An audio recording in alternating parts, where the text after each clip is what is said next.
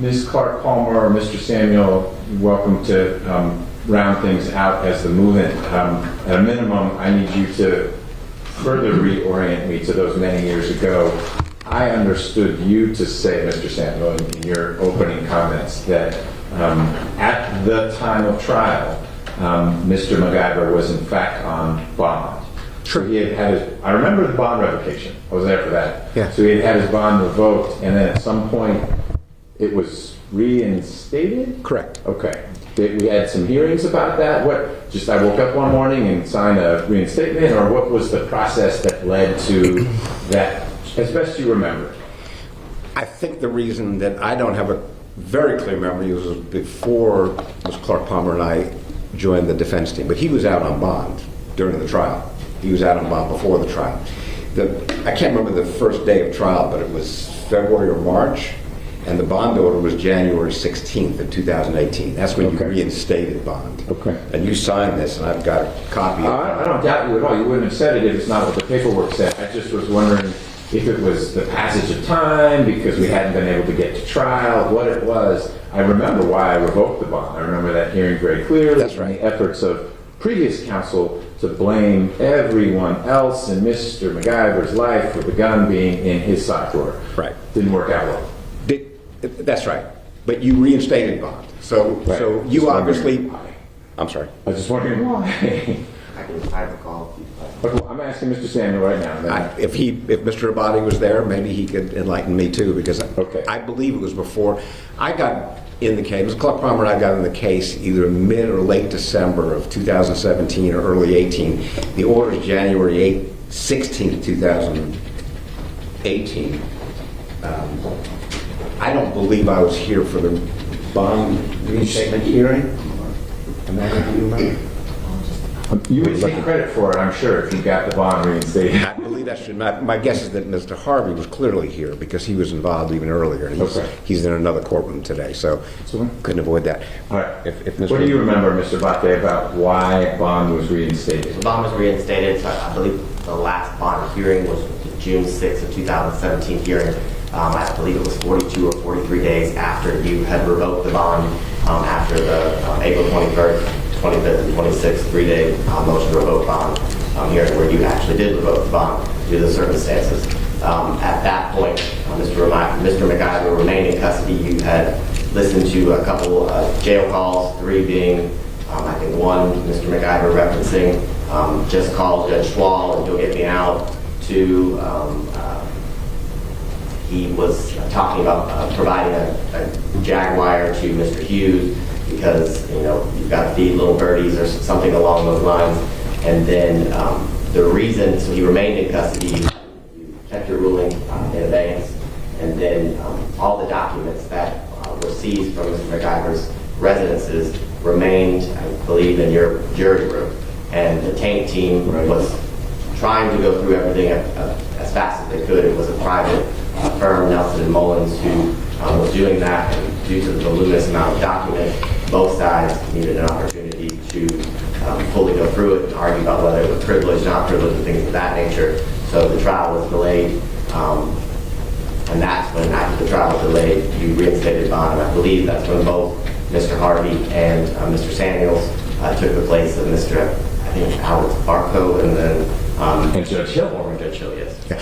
And I'm sorry. If she's done. I'm realizing now this January 18th order amended the bond order to allow him to come to our office. So this isn't when he was readmitted, the January 2018 bond order. It was actually quite a bit earlier.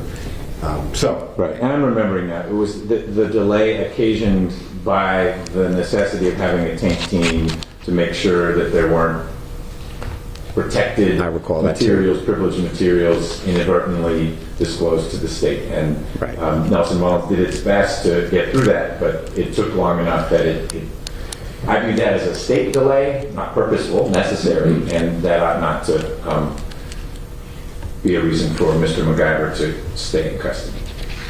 And I believe you reinstated bond originally, I think it was October of 2017, because during the June bond, I guess, motion after he had been revoked, Mr. Rucker had indicated to the court that the state intended to have the trial sometime in September, I think it was September 18th actually, of 2017. But unfortunately, due to the delay of Nelson and Mullins having to go through to sift through all the documents that were seized at both his residences, that delayed the trial, and that's when esteemed counsel joined. Okay. So, just so the record is clear, Mr. Clark Palmer says that he was readmitted to bond in October of 17. So he was out for, close to 6 months prior to trial. Whatever the cause was, he was out for 6 months. And there was no flight, and there was no danger to the community during that period of time. Let me just, I don't think I need to respond to what some of the witnesses said. Obviously, they're displeased with the Supreme Court. But those of us who are members of the bar know that when the Supreme Court rules, we don't question, A, their wisdom, and second of all, it's meaningful. I'm not going to sit here and brag about the practice of law about the Supreme Court, but they made findings which negated the conviction. And for the state, we did this in their pleading to say, well, 12 people decided this case. And then the Supreme Court reverses it and said they decided it without having been properly instructed, hearing inadmissible evidence, more than one item, the hospital evidence and the Second will evidence, criticizing the prosecution for some of its, at least close to being racial evidence that was introduced, including the PowerPoint. Maybe you disagree with the Supreme Court's decision. I'm sure all the witnesses disagree, but that's, that's the way we practice law in this state and in this country. The Supreme Court said, in essence, and I may be overstating it somewhat, the trial was unfair. And that's why we get a new trial on these counts of the indictment. And that's meaningful. It means something. And I know you don't, to use a non-legal expression, poo-poo it. The prosecution apparently does. They repeat again today. Well, 12 people decided this case. Well, why did we bother appealing? Why does the state even bother participating in an appeal if the 12 people is all it takes to lead this man who's now presumed innocent of every remaining charge in this case to stay in jail? So I disagree with the prosecution's argument, and the witnesses, of course, are not lawyers, and I understand that they have an emotional tie to this case. But for what it's worth, the jury acquitted him of malice murder. If you want to talk about what the jury did, they acquitted him of malice murder, which makes it a very complicated verdict to try to unravel here. Found him guilty of intending to shoot, but not guilty of intending to kill. 12 jurors. If you want to talk about the jury's verdict, if it's meaningful at all, they found him that he didn't intend to shoot and kill Ms. McIver. So I don't put a whole lot of stock in that, but it certainly is contrary to what the state's arguing when they say, well, 12 people already found him guilty of murder. And you directed a verdict on 2 counts. The remaining count that was sustained, the Danny Joe Carter count, I'm sure you remember, we all remember, it was a bizarre set of facts. We're at the hospital within 20 minutes of arriving at the hospital, or an hour of arriving at the hospital, where he was in the back seat and the gun was in his possession and was shot. And Danny Joe Carter is driving the car. He supposedly tells her, and the jury convicted him. Tell him you weren't driving the car. Tell him you just showed up, as if the car came in on a spaceship or something. It didn't make a lot of sense. It obviously was not a methodical effort to obstruct justice. Even if you did say that, it's completely nonsensical, and I don't think it. And he has now served 5 years for that conduct. That one statement, he served 5 years in prison for. And I don't think that is evidence of an intent to influence witnesses in the future. If nothing else, the fact that he was convicted and served 5 years would strongly counsel against having any contact with any witnesses. With regard to many of the other incidents that were discussed by Mr. Body and by some of the witnesses, those were all known to the court and to the prosecution, both in the fall of 2017 and in the winter of 2018, and you still admitted him to bond.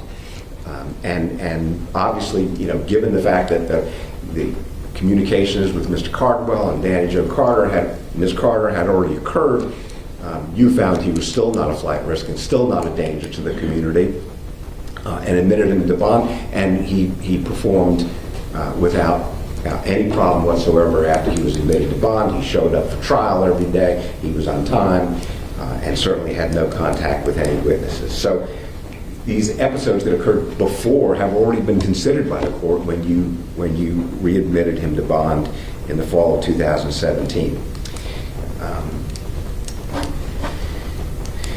Mr. Body put some significance to the fact that he's 80 years old. I'm not quite sure what the significance is of that. I don't know what that means, but I can't even fathom how to respond to that. Yes, he's 80 years old. I would have said the same thing to you.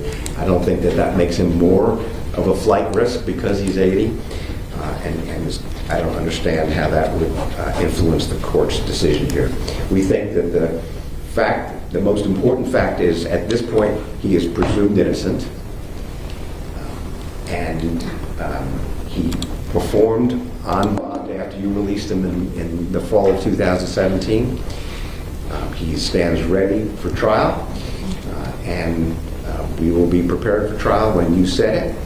And we think that conditions can easily be set that respect the presumption of innocence, as opposed to the presumption of guilt, which the prosecution is asking you to influence your decision here today. And if you have questions about the conditions. That's your partner. That's my partner. Got it. Can we have just one moment? Got it.